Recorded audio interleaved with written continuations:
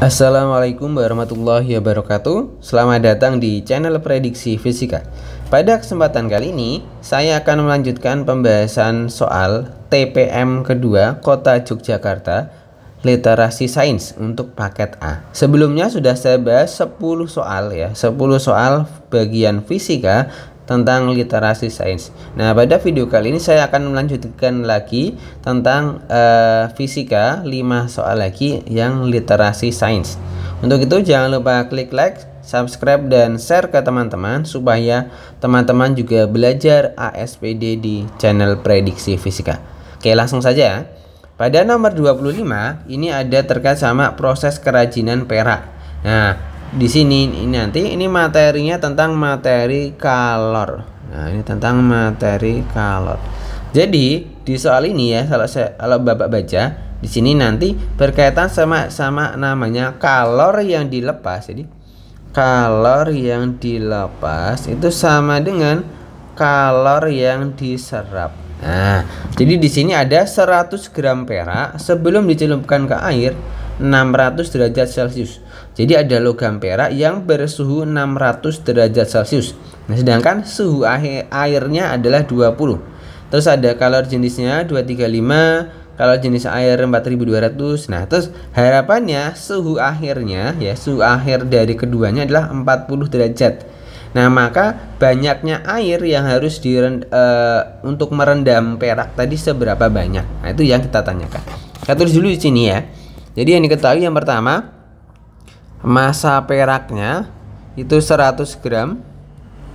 Terus suhunya ya, jadi suhu perak TP itu 600. Terus kalor jenis peraknya itu 235. Nah, terus yang air ya, kita tulis juga yang air. Nah, yang air, massa airnya kita cari. Terus suhu airnya yaitu 20 derajat, sama kalor jenis airnya adalah 4200.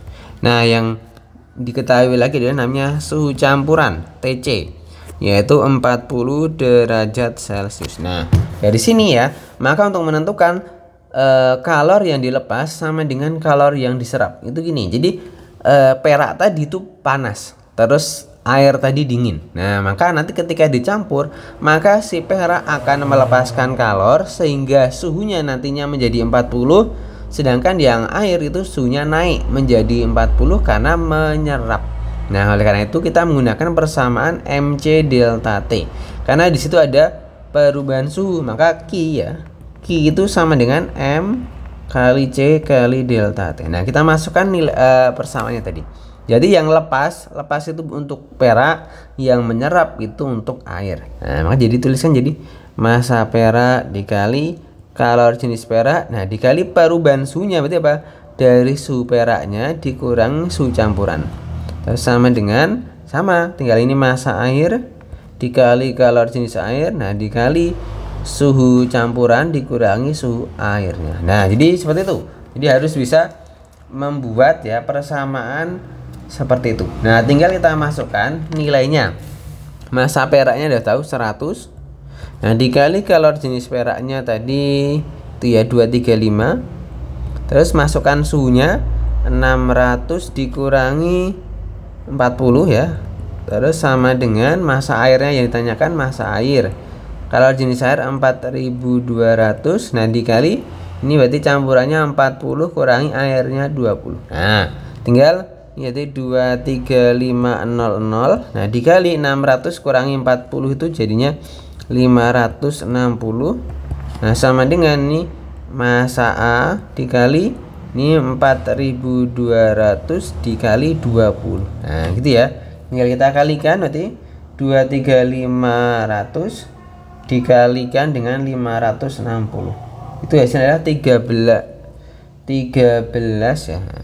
Tadi ya, jadi 23500 dikalikan 560. Nah, 13 ya, 160 juta. Nah, ini sama dengan ininya 4200 dikalikan 20. itu 84.000 MA.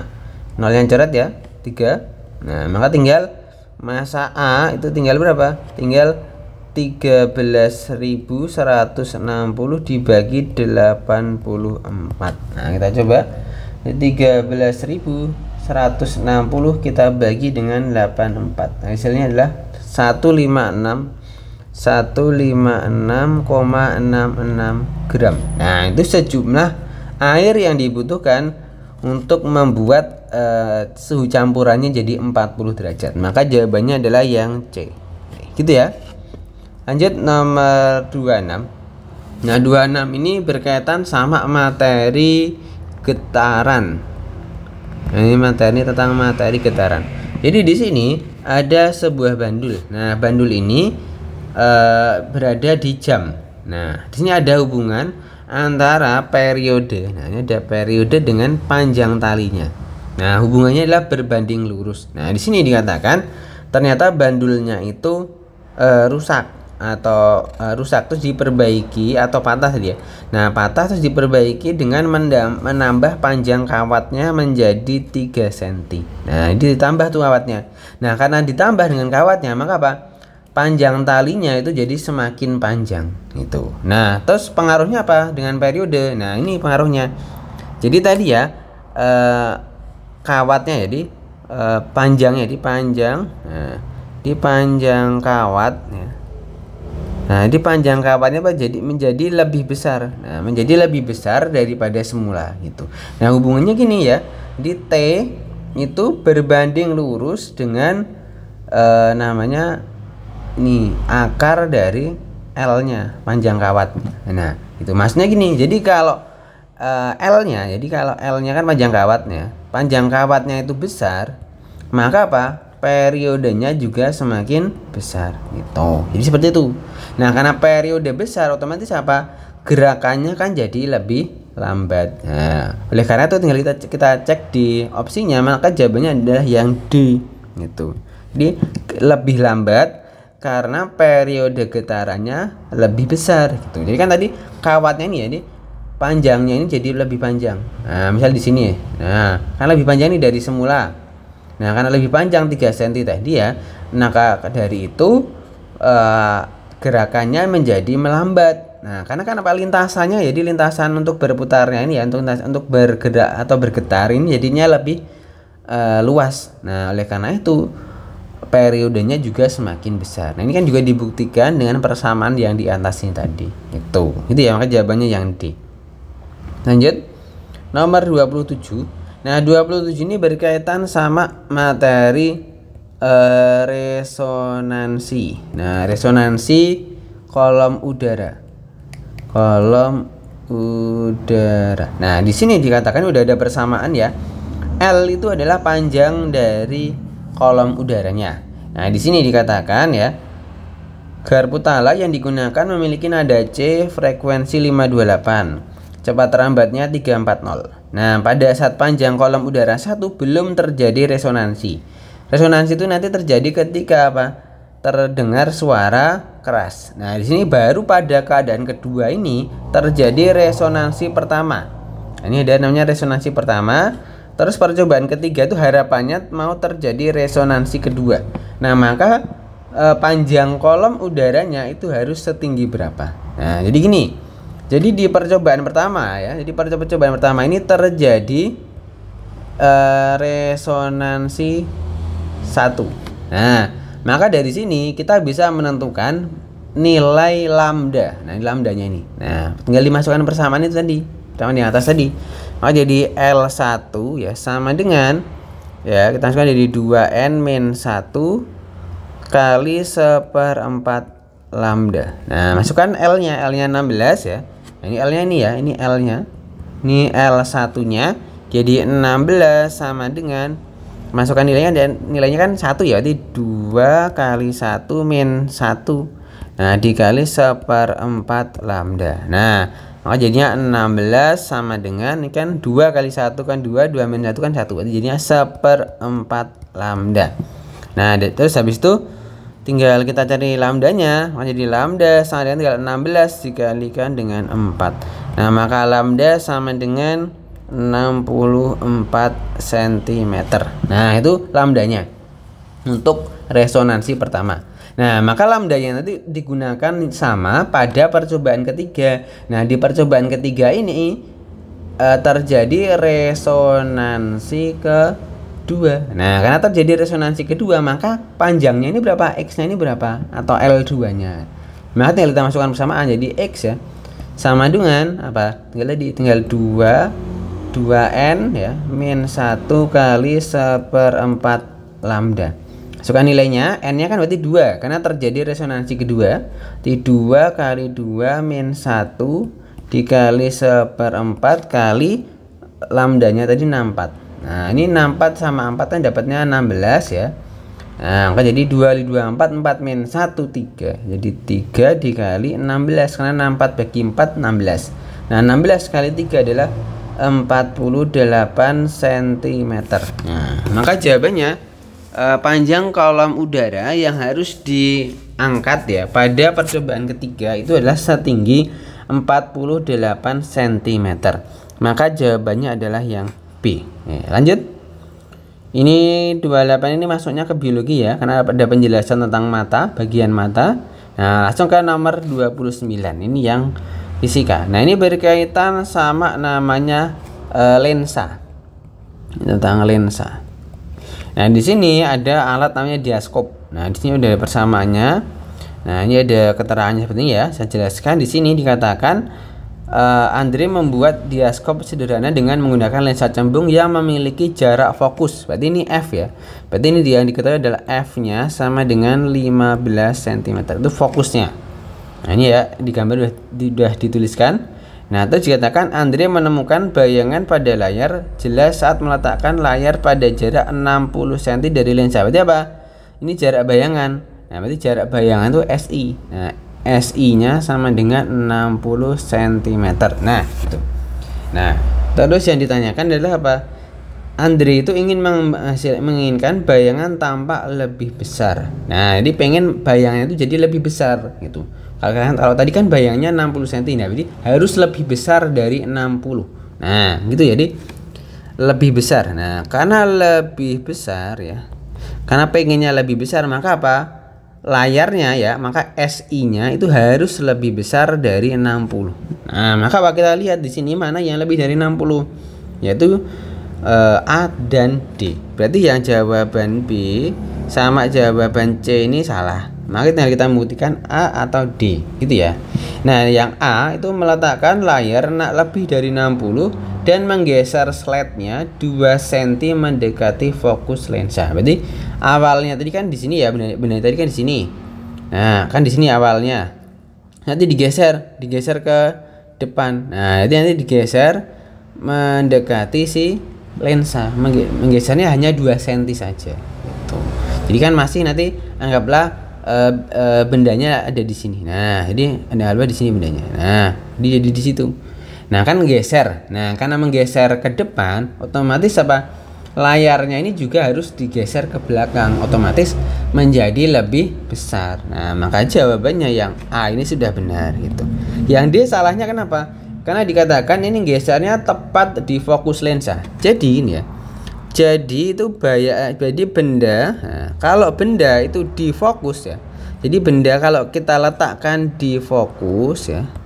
Nah, maka apa? Nah, maka bayangannya itu tidak ada. Nah, maka tidak terbentuk bayangan.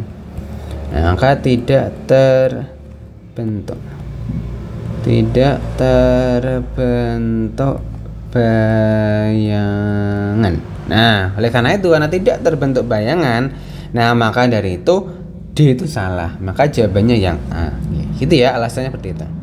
Lanjut nomor 30. Nah, nomor 30 ini berkaitan sama namanya alat optik. Nah, ini tentang alat optik. Nah, alat optik yang kita bahas adalah tentang mikroskop. Nah, di sini ada dua bagian lensa, ada lensa okuler dan lensa objektif. Nah, di sini diketahui perbesaran objektif 5 kali ya. Nah, ini MOK ya. MOK 5 kali Terus MOB-nya ini juga 5 kali, sorry. Nah, dari sini maka kita membuktikan pernyataan mana yang benar. Nah, itu di sini ada persamaan.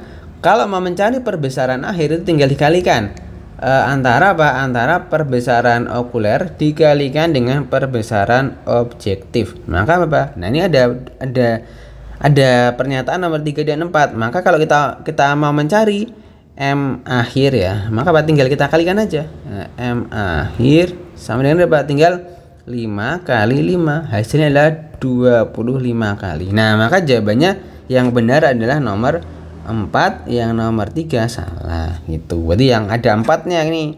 Berarti yang A salah, yang C juga salah gitu. Nah, tinggal kita buktikan antara 1 atau 2. Nah, kita buktikan aja nomor 1. Ini meletakkan preparat 6 mm dari lensa. Nah, kita membuktikan nomor 1 ya. Nah, di sini dikatakan fokus lensa objektif itu berarti FOB. Nah, FOB-nya itu adalah 5 mm. Nah, 5 mm. Terus di sini Ani meletakkan preparat 6 mm berarti itu SOB. Nah, itu SOB. Nah, SOB-nya adalah 6 mm. Nah, 6 mm. Terus di atas diketahui perbesarannya ya, dia perbesaran dari objektif ya. Nah, perbesaran objektif apa? Ini rumusnya ya. Tinggal jarak bayangan objektif dibagi dengan jarak benda objektif. Nah, dari sini maka kita cari dulu ya, S aksen OB-nya itu berapa gitu. Nah, jadi M ya sama dengan ya ini MOB. MOB ya sama dengan ya apa? Nah, sama dengan tadi S aksen OB, jarak bayangan di objektif dibagi dengan SOB. Nah, kita masukkan nilainya. MOB-nya udah tahu tadi 5 kali ya. Di atas tadi. Ini 5 sama dengan S aksen OB-nya yang cari, S aksen OB dibagi dengan SOB. SOB-nya sudah tahu 6. Nah, dari sini maka tinggal kali silang, maka S aksen OB sama dengan ya 30 mm. Nah, dari sini maka kita mau membuktikan apakah benar FOB-nya nanti jadi 5 mm. Nah, caranya gimana? Tinggal pakai ini. Tinggal seper FOB sama dengan seper SOB tambah seper S aksen OB. Kita buktikan pakai ini rumusnya. Jadi seper FOB sama dengan ya seper SOB-nya 6 ditambah seper 30. Nah, jadi seper FOB sama dengan pernya kita samakan menyebut 30, ini 5 tambah 1. Maka tinggal FOB dibalik ya. Lalu kita balik, makanya 30 dibagi 5 tambah 1 kan 6. Nah, 30 bagi 6 itu 5 cm. Nah, ini kan udah cocok nih. Ya, ini FOB-nya 5 cm. Tadi di soal tadi juga 5. Nah, 5 mili, sorry, 5 mili. Nah, ini 5 mili. Nah, oleh karena itu maka nomor 1 itu sudah benar. Nah, maka jawabannya adalah 1 dan 4. Oke, gitu ya. Jadi itu pembahasan 5 nomor tambahan untuk soal TPM kedua Kota Yogyakarta. Jangan lupa ditunggu lagi pembahasan TPM kedua Yogyakarta untuk soal berikutnya. Terima kasih.